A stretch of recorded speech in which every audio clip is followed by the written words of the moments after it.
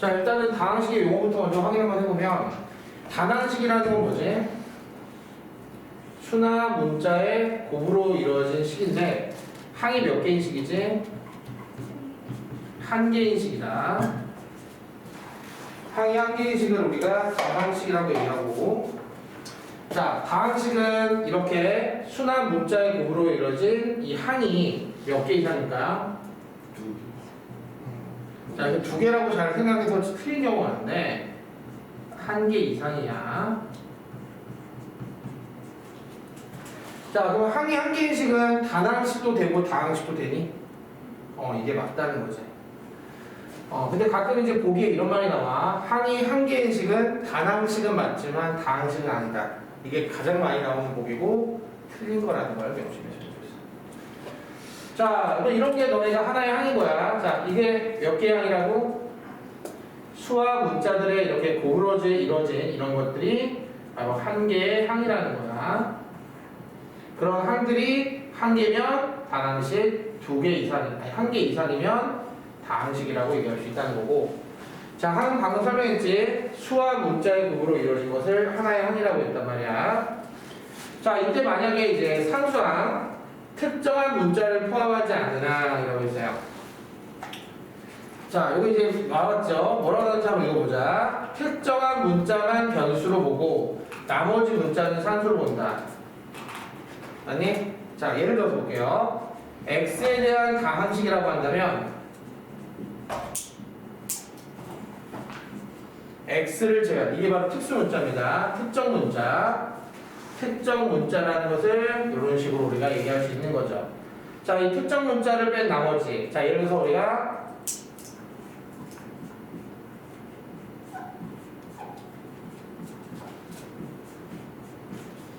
자, 이렇게 얘기했다면 여기 상수항은 뭘까요? x에 대한 다항식 3x-2yx 더하기 4y 플러스 1의 상수항은 뭘까요? 4y 플러스 1. 네, 이게 상수항이에요. 다시 말하면 상수항은 특정 문자 이거를 포함하지 않으면 있잖아? 있잖아. 없네? 없으면 얘가 다 상수항이다. 그렇게 생각하시면 될 것 같고요. 자, 다음 동류항이라고 하는 부분이 있는데요. 동류항은 자, 특정한 문자에 대하여 차수가 어떠나? 근데 보통 이걸 간단하게 이렇게 얘기하죠. 두 가지가 같으면 된다고 합니다. 뭐하고 뭐? 그리고 문자와 차수가 다 같으면 동류항이라고 얘기를 해요. 자, 다음 네 번째 계수 들어갑니다. 계수란 항에서 특정한 문자를 제외한 나머지 부분이라고 나왔습니다. 자, 아까 얘기했던 이 특정 문자를 생각하고 대답하시면 되게 좋을 것 같은데요. 자, 여기서 한번 얘기해볼게요. x의 계수는 뭘까요? 여기서 물어보는 건 이제 x의 계수라는 건 이 x가 특정 문자가 되는 겁니다. x의 계수는 그 x를 뺀 나머지 제외한 나머지입니다. 바로 뭐가 되죠? 3 마이너스 2y가 되는 거죠. 자, 이게 받아들여지시면은 이해가 되는 거고요. 혹시 이해 안 되시는 거 좀 물어보세요. x의 계수가 왜 3-2y인지 이해 안 된다. 여기 물어보는 이 문자가 바로 이 특정 문자입니다. 이 특정 문자가 있어야 되고요. 그 있는 문자에서 얘 빼고 나머지. 얘 빼고 나머지. 근데 예를 들어서 너네가 만약에 이런 경우 있지? 얘는 x를 빼도 x가 남았지? 그건 아니야. 얘는 x의 계수가 아닌 거지. 그래서 얘를 빼고 나머지에는 x가 없어야 되는 거예요, 기본적으로. 그 대신 x를 뺀 나머지에 다른 문자가 있는 거는 계수에 들어갈 수 있는 거지. 자, 됐어요? 그럼 y 계수 한번 해볼까요? y 계수 뭐가 될까요? 그렇죠. y 앞에 y가 있어야 되고 일단 y가 사라졌을 때 마이너스 2x 더하기 4지. 자, 계수 알겠니? 명시 정도니까 기본적으로 알고 넘어가면 되겠고, 차수는 마지막이야. 차수는 항에서 특정한 문자가 곱해진 개수. 얘도 마찬가지로 너네가 x에 대한 너네가 몇 차식이라고 볼 수 있단 말이야. 자, 예를 들어서 내가 물어볼게. 자, 이 형태를 그대로, 이거 뺄게요, 이거는. 이 형태를 그대로 와서, 자, 이렇게 물어볼 수 있어. 그냥 x, y에 대한 몇 차식인지, x에 대한 몇 차식인지, y에 대한 몇 차식인지 물어볼 수 있지. 자, 이거는 몇 차식이냐? xy에 대한 하면 얘는 몇 차? 얘는 자, x, y에 대한이라는 거는 x와 y가 각각 문자로서 특정 문자로서 해당이 된다는 거다. 그럼 이게 몇 개 곱해졌니? 몇 개 곱해졌니? x, y가 몇 개 곱해졌니? 2차야. 1차, 2차, 1차 없으니까 0차. x에 대한 하면 1차, 1차, 0차, 0차, 1차. y에 대한 하면 0차, 1차, 1차, 0차. 자, 받아들여지니? 이때는 x, y 곱해진 개수가 다 합쳐져서 차수가 된다. 기본적인 거니까 확인 한번 넘어가자. 자, 이렇게 해서 일단은 용어 조치 확인 한번 해봤습니다. 자, 지금 시험에 나오는 건 아니지만 기본이잖아요. 그래서 가끔 이거 기본이 약하신 분들이 있어서 설명을 한번 해봤습니다. 자, 문제 없으시면 다음으로 넘어갈게요. 자, 다음 식의 정리는 크게 두 가지라고 얘기할 수 있는데요. 자, 뭐 하는 거죠? 내림차순과 오름차순. 그 외에는 없어요. 정리할 때 혹시 이렇게 막무가내로 정리하는 건 없습니다. 문제집이나 너네 이제 나중에 교과서 보시면은 대부분 다 둘 중에 하나지만 거의 대부분의 99%가 이렇게 정리가 되어 있어요. 자, 내림차순. 차수의 순서가 내려간다. 어떻게? 내려가려면 어떻게 해야 돼? 높은 거에서 낮은 걸로 가야 내림차순 내려가겠죠? 자, 이 내림차순으로 대부분 정리합니다. 자, 그 대신 이거 그냥 내림차순 할 때 어떤 문자를 기준으로 합니다. 알겠어요? x에 대한 내림차순, y에 대한 내림차순. 자, 연습 한번 해보겠습니다.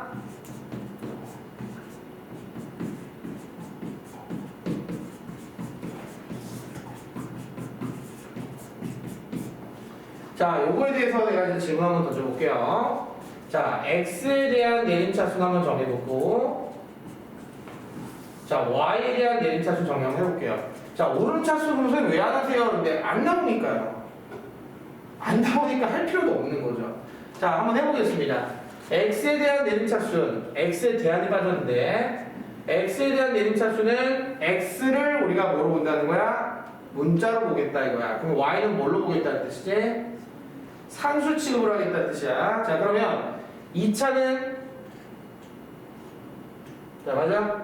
그러면 요 앞에 4y가 개수가 되는 거야. 그래서 이렇게 써주는 게 맞아. 이게 개수고 그리고 x제곱. 1차는 맞아? 또 이것도 마찬가지로 그냥 쓰는 게 아니라 x만 문자로 보는 거니까 앞에 개수인 그리고 이런 식으로 가로를 쳐서 x를 묶어주는 게 바람직하다 이거지.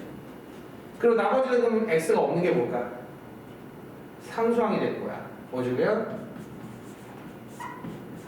8i 플러스 1 되겠지. 아, 7xy. 아, 있구나.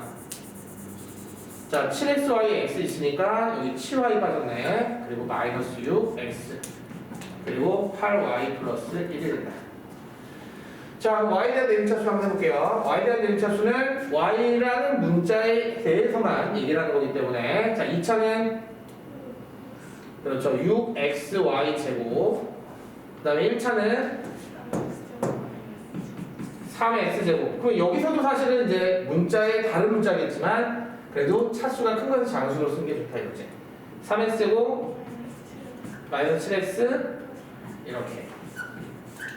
자, 그 다음에 이제 나머지는 상수지. 자, 이렇게 우리가 나타낼 수 있어야 된다는 거. 그러면 됩니다. 그리고 오름차수는 이거를 반대로 뒤집으면 되겠죠. 그렇기 때문에 따로 배우지는 않겠습니다. 자, 차수가 낮은 항부터 높은 항의 순서로 간다는 것만 알고 계시면 돼요. 자, 질문.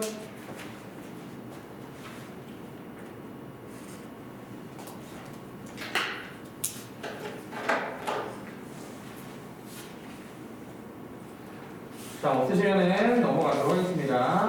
자, 다음 식에 덧셈과 뺄셈 들어볼게요.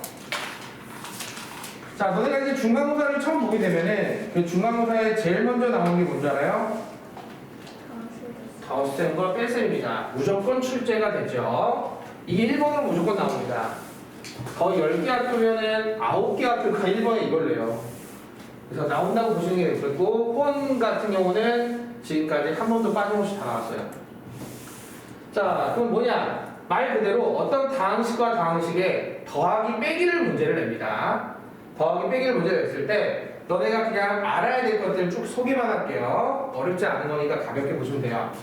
마이너스 A와 K의 계산이라 나오는데 마이너스 A는 말 그대로 A의 모든 항의 부호를 바꾼다는 뜻이겠지. KA라는 건 A의 모든 항에다 K를 곱해야겠다, 즉 분배하겠다는 뜻이겠고, 그치?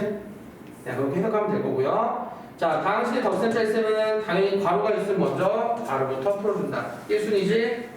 괄호부터 풀어준다. 무슨 법칙? 분배 법칙을 통해서 괄호부터 풀어준다. 자, 그 다음에 두 번째 뭐 한다? 내림차순 정리하여 동류항이 혹시 있을 때 어떻게 한다? 동류항끼리 모아서 간단하게 정리한다. 다시 말하면 덧셈 뺄셈을 해서 간단하게 만들어준다. 자, 그 다음에 여기 세 번째 볼게요. 세 번째는 이제 실질적으로 우리가 이거 적용할 때 법칙들이 몇 개가 있는데, 덧셈에 대해서는, 자, 무슨 법칙 성립하죠? 자리를 바꿔서 구할 수 있다는 것과, 그다음 무슨 법칙? 결합 법칙은 뭐라고 배웠지? 연산 순서를 바꾸는 거야. A와 B를 먼저 더하든 B와 C를 먼저 더하든 상관이 없다. 연산 순서를 바꿔도 문제되지 않는다라는 결합법칙이 성립한다라는 거죠.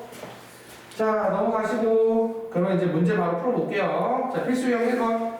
자, 선생님이 필수형 풀어주면은 너네가 밑에 유형 연습 있지? 싹 다 푸는 거야, 알았죠? 대신 시간은 많이 못 주니까 최대한 빠르게 풀어주시면 되고요. 자, 1번 문제 보시면은, 자, 바로 대입해서 푼다? 아니죠. 바로 대입해서 풀기보다는, 자, 주어진 형태를 최소화해가지고 간단히 한 다음에 더 이상 너희 간단히 할 수 없을 때 그때 대입하는 것이 가장 좋습니다. 근데 대입할 때는 반드시 괄호를 넣어서 대입하길 바라고요. A 더하기 B는 A값. 자, 얘는 가로를 할 필요가 있어요, 없어요? 가로를 할 필요가 없는 이유는 A 앞에 곱해진 게 없으니까 할 필요가 없을 것이고요. 그 다음에 B 앞에는 뭐가 곱해졌으니까? 2 곱해졌으니까 2 한 다음에 B에 해당되는, 자, 이거 대입하면서 괄호 넣어야 됩니다. 자, 무슨 법칙이죠? 자, 그래서 2x제곱 마이너스 4x 마이너스 6. 앞에 거랑 연산해서 동류항끼리 계산하겠죠? 7x제곱 마이너스 7x. 자, 두 번째 2번은, 자, 저거를 어떻게 해야 되냐? 일단 분배하여서 간단하게 하자 이거지. 자, 마이너스 분배하자. 그럼 어떻게 된다? 자, 그러면 마이너스 2a 더하기 2b만이 더 이상 간단하게 할 수 없을 때 a와 b 값을 집어넣는다. 마이너스 2 있으니까 a 넣을 때 가로 쳐야 된다만이. 불러주면, 그리고 이 앞에 마찬가지로 있으니까 b값 대입할 때 가로 넣어야 된다. 자, 분배하시면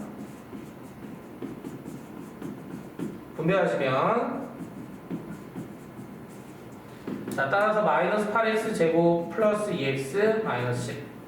자, 이게 이제 너네가 1번 문제로 출제 거의 확실시 되는 문제입니다. 틀리면 망하는 거니까 반드시 맞춰야겠죠. 자, 필요한 거 있으면 정리 간단하게 하시고 바로 유형을 풀어주세요.